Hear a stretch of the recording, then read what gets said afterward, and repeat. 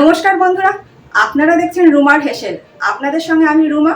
শুরুতেই নজর রাখি যে আজকে রুমার হেসেলে কি তৈরি হচ্ছে। আজ রুমার হেসেলে তৈরি হচ্ছে শীতের সবজি পেঁয়াজকলি দিয়ে ছোট দেশি ট্যাংরা চচ্চড়ি। বানানো খুবই সহজ আর গরম গরম ভাতের সঙ্গে খেতে কিন্তু খুবই ভালো লাগে। তাহলে দেরি না করে লাইভ ফুটেজ চলে এসেছে, দেখে নেওয়া যাক।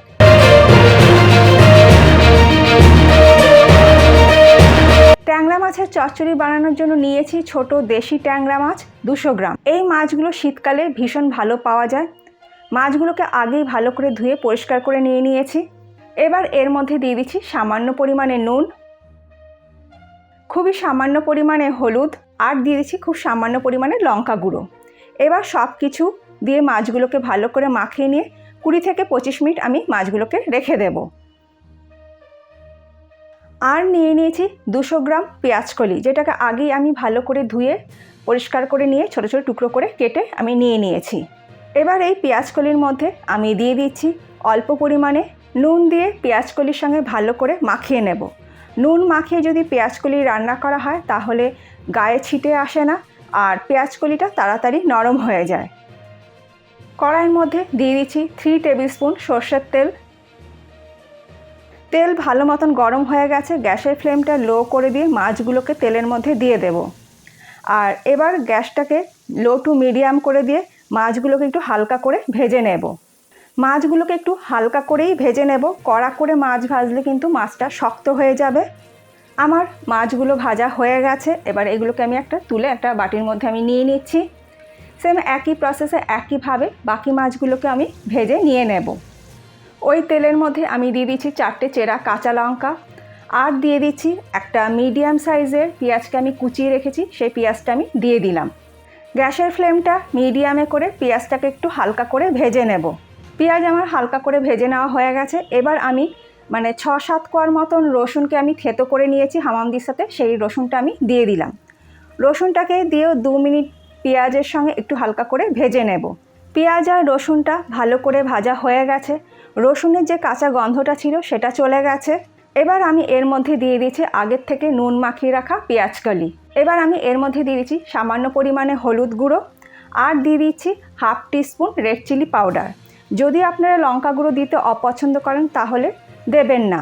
আর নুনটা এখন আমি দিলাম না, কারণ আগে আমি পেঁয়াজকলির মধ্যে নুনটা দিয়ে দিয়েছিলাম। এবার এই সব কিছুকে ভালো করে মিশিয়ে নিয়ে আমি ভেজে নিচ্ছি। মোটামুটি 3 মিনিট সময় ধরে পেঁয়াজকলিটা আমার ভাজা হয়ে গেছে।